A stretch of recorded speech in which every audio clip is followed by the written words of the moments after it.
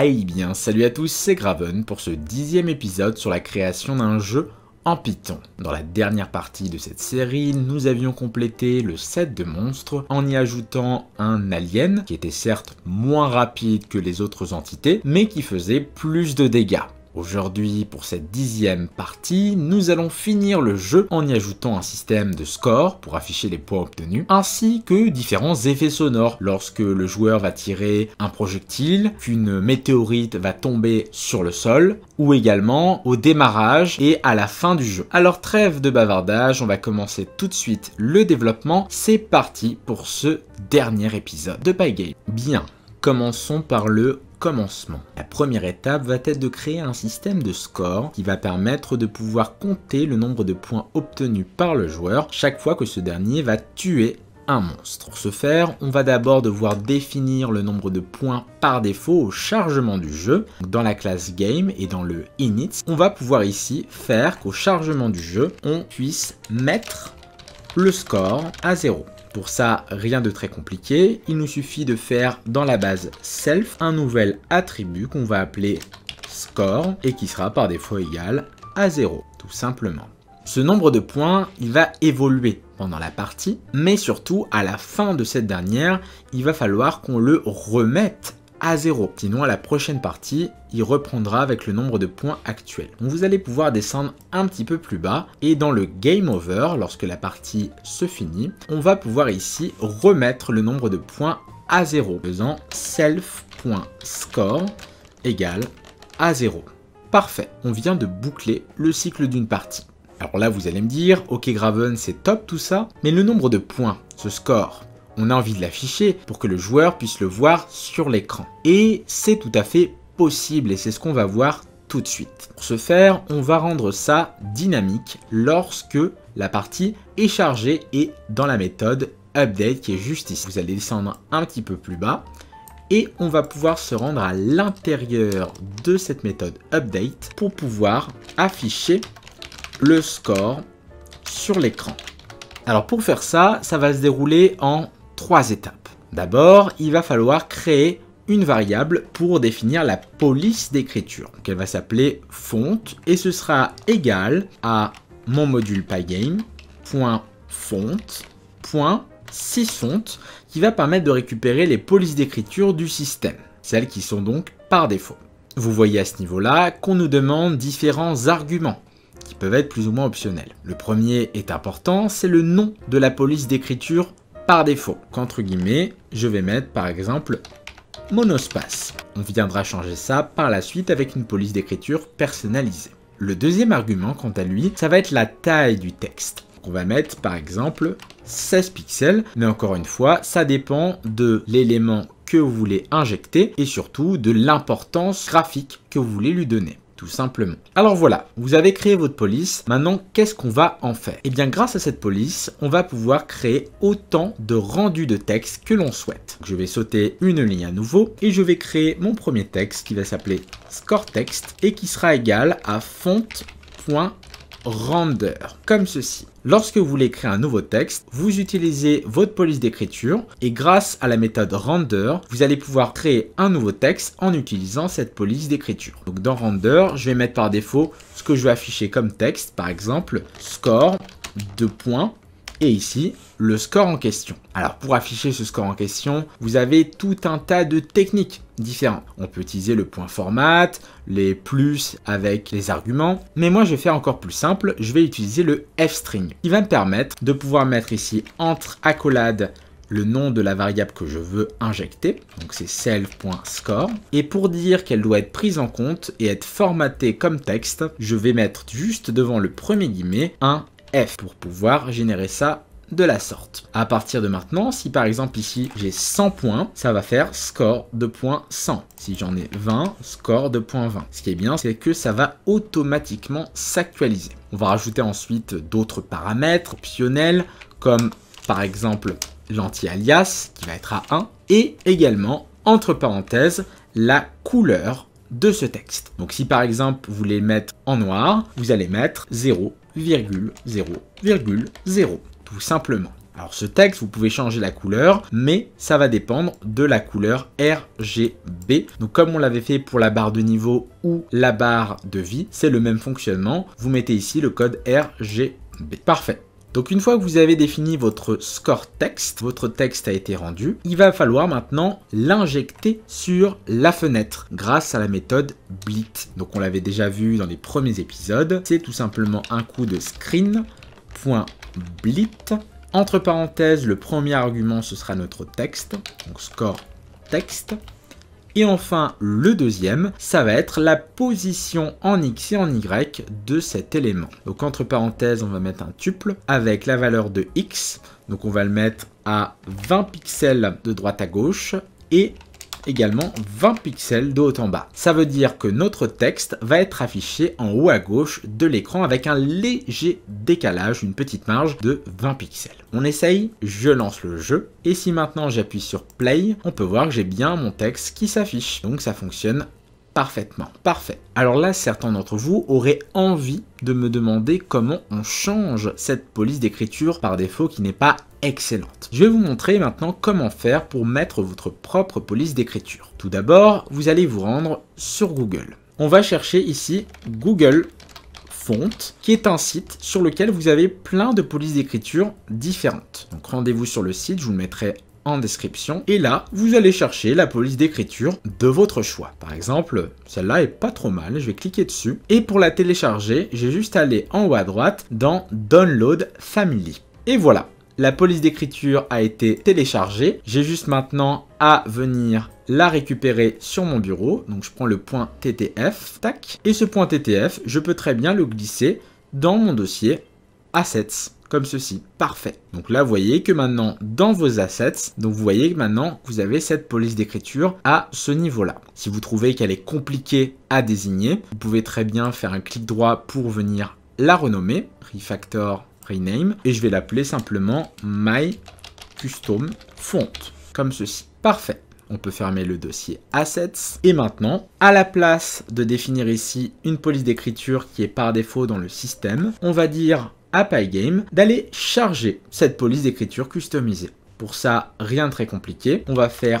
pygame.font cette fois-ci.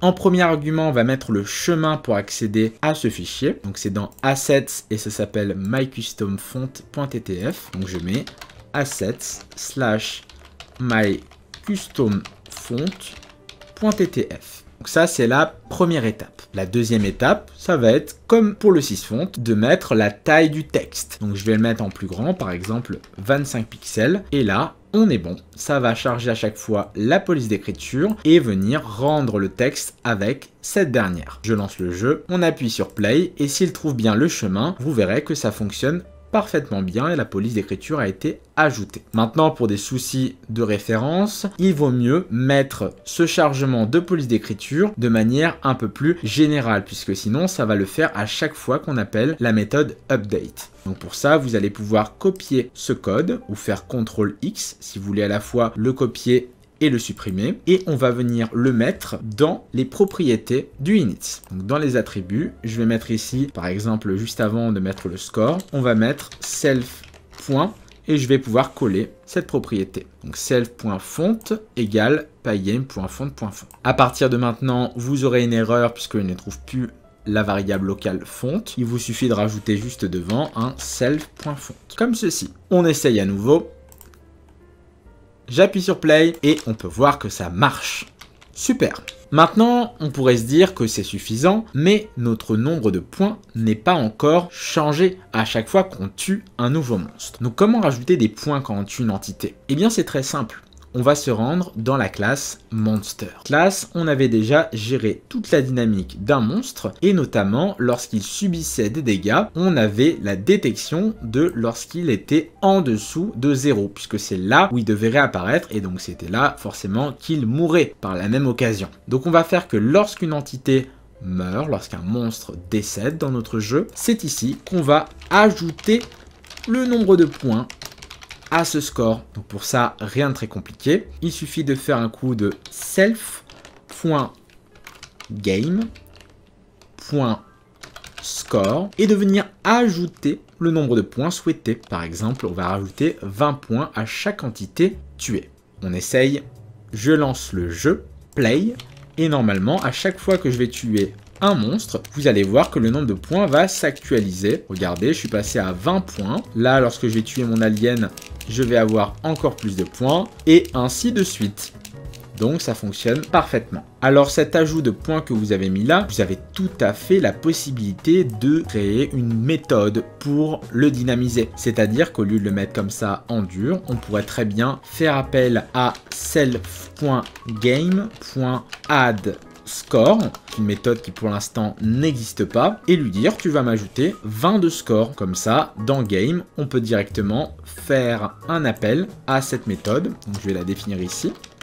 Add score, qui va prendre en paramètre self et le nombre de points à rajouter. Donc là, il suffit de faire self.score plus égal le nombre de points. On peut même mettre, si on veut, un nombre par défaut, par exemple 10 points. Et ça, auquel cas, on appellerait add_score sans lui donner d'argument. Donc là, si dans Monster, lorsque j'appelle add_score, je ne lui donne aucun argument, ça va lui en donner 10 par défaut à chaque fois qu'il va tuer une entité. Regardez, j'essaye. Et là, pouf, j'ai 10 points par défaut. Alors que si je précise un nombre absolu, ça fonctionne en remplaçant cette valeur. Parfait. Mais là, vous allez me dire, ok Graven, c'est bien beau tout ça, mais ton nombre de points, est-ce que ce serait pas possible de faire qu'il change suivant le type d'entité? Eh bien, oui. C'est possible et c'est même très simple. Vous allez vous rendre au début de la classe Monster et on va simplement rajouter un nouvel attribut. Cet attribut, ça va être self.loot amount, c'est-à-dire le montant de points qui va être looté lorsqu'on va tuer cette entité. Par défaut, on va dire que ce sera égal à 10. Donc là, en bas, au lieu d'appeler le add score en lui donnant une valeur dure, on va mettre à la place du 20 self.loot amount, comme ceci. On va pouvoir également se créer une petite méthode pour changer le montant en fonction de l'entité, comme on avait fait pour setSpeed. Donc là, def set loot amount. On va demander le montant à ajouter et on aura juste à faire self.loot amount égale au montant actuel, comme ceci. Attention à bien mettre un égal, puisque là, on ne veut pas ajouter au montant actuel un nombre de points, mais on veut lui définir par défaut la valeur en question. On veut la remplacer. Donc une fois que vous avez fait cette mécanique, il ne vous restera plus qu'à faire en sorte que dans chacune de nos entités, la momie et l'alien, on puisse appeler ce setLoot amount en lui donnant combien de points on veut offrir lorsqu'on tue la momie ou l'alien. Donc c'est parti, self.setLoot amount. Donc lorsqu'on va tuer une momie, on va dire que ça donne 20 points. Mais lorsqu'on va tuer l'alien, j'aimerais que ça donne un peu plus de points. Self.setLoot amount et on va dire que ça en donne 80. On essaye, je lance le jeu, play. Et maintenant, on va essayer de tuer quelques entités. Donc j'ai tué un premier monstre, la momie. J'ai tué une deuxième momie. Je vais en avoir une troisième là. Tac. On va essayer de tuer l'alien, ce qui va nous donner beaucoup plus de points que la momie. Attention, on y va. Paf, on a gagné 80 points. Et on peut continuer comme ça. Vous pouvez même faire en sorte que cela change en fonction du nombre de vagues. Mais pour ça, je vous laisse un peu réfléchir. C'est juste un petit élément à mettre en plus, avec un petit calcul. Ok, écoutez, on en a fini avec cette première partie. Vous avez maintenant un système de score simple, mais fonctionnel. On va maintenant pouvoir s'occuper de la deuxième partie de cette vidéo. Ça va être la gestion des effets sonores. Alors pour ça, rien de très compliqué. Pygame intègre déjà des mécaniques pour gérer les bruitages. Mais on va quand même se simplifier la démarche. Au lieu de mettre ça un peu en vrac dans notre code, on va créer un fichier qui va gérer la mécanique de son. Donc vous allez faire un clic droit sur votre projet et faire ici un nouveau fichier Python. Ce script Python va s'appeler Sounds, comme ceci. À l'intérieur, on va d'abord devoir importer le module Pygame pour pouvoir s'en servir puisque c'est lui qui contiendra les ressources nécessaires. Un petit peu plus bas, on va également se créer une classe qui va permettre de gérer les effets sonores. Donc là, on va faire classe, on va l'appeler Sound Manager, comme ceci. Et à l'intérieur, on va pouvoir définir le constructeur en faisant un def init. Comme ceci. Jusque-là, rien de très compliqué, c'est des choses qu'on a vues sur les précédentes vidéos. Maintenant, pourquoi faire ça? Eh bien c'est simple, c'est que dans le init, au chargement de l'objet Sound Manager qu'on va créer après, on va pouvoir définir une série d'effets sonores qui vont être chargés une seule fois pour tout le jeu. Donc je vais faire ici un self.sounds et ce sera égal à un dictionnaire qui va contenir ces différents effets sonores. Donc les effets sonores, pour ceux qui ne le savent pas, se trouvent dans le dossier Sounds et on peut voir qu'on en a 4 pour différents moments du jeu. Encore une fois, vous pouvez en rajouter d'autres si le cœur vous en dit. On va commencer par le premier, click, qui se fait lorsqu'on clique sur le bouton play. Donc vous allez mettre ici une clé avec le nom de ce bruitage, 2 points, et juste après, on va mettre la ressource sonore qui est directement chargée et qui va être chargée qu'une seule fois. Donc on va faire un coup de pygame.mixer.sound, comme ceci. Entre parenthèses et entre guillemets, vous allez mettre le chemin pour accéder à cette ressource sonore. Donc nous, c'est dans Assets, /sounds, /click.ogg, qui est un format de fichier pour des bruitages et quelques effets sonores. Parfait. On va faire la même chose pour charger les autres bruitages. Donc vous allez rajouter une virgule et copier cette ligne pour les autres sons. Donc on va faire un deuxième son qui va être pour le Game Over, qui va être à la place de click Game Over. Donc là, vous avez juste à remplacer. Également un troisième son pour la météorite lorsqu'elle s'abat sur le sol. Météorite. Et enfin, un dernier son pour le tir du projectile par le joueur.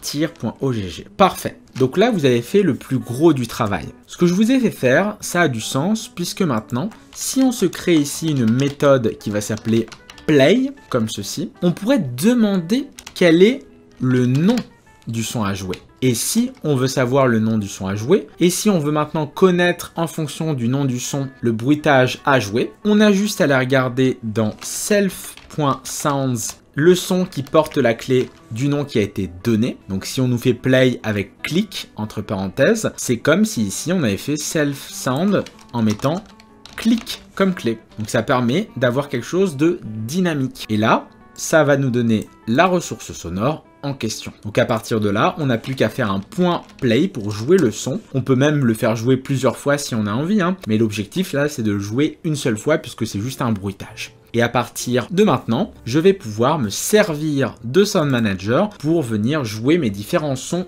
autant de fois que je veux. Ce qui va éviter de copier ça à chaque fois dans le code. Donc on est parti. On va ranger ce Sound Manager dans Game. Donc vous allez aller dans Game. Et au tout début du fichier, on va se rajouter un nouvel attribut pour gérer le son. Donc je vais faire un self.soundManager par exemple. Et ce sera égal à une nouvelle instance de Sound Manager. Donc ça, il va pas le reconnaître, donc il faut bien sûr importer ce composant, comme ceci. Et à partir de maintenant, je peux m'en servir en appelant soundmanager.play pour jouer un son. Donc par exemple, pour jouer le son au clic sur le bouton play, ça va se dérouler dans main.py. Donc vous allez pouvoir vous rendre à la fin de ce fichier. Et ce qu'on va faire, c'est que juste après avoir lancé le jeu, on va ici jouer le son en question. Donc là, on va faire game.soundmanager.play et entre parenthèses, on va mettre le nom du son qui est ici,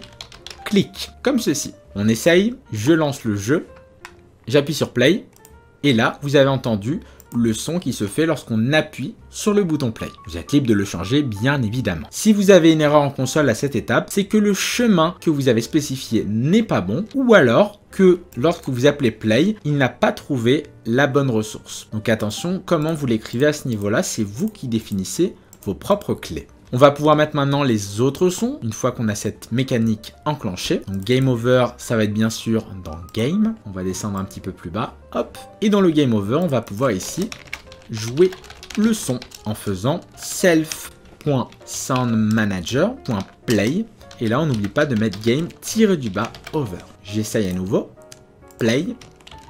On va essayer de jouer un petit peu, hop, on va mourir. Et vous allez vous rendre compte qu'à la fin d'une partie, on a le son de la défaite. Et si je relance play, le score se remet bien à 0, donc tout est vraiment parfait. Il nous reste encore deux sons à rajouter, celui du météore. Donc on va aller pour cela dans Comet. Et dans Comet, lorsqu'on se chargeait de détruire la météorite lorsqu'elle tombait sur le sol, on va pouvoir en même temps jouer le son.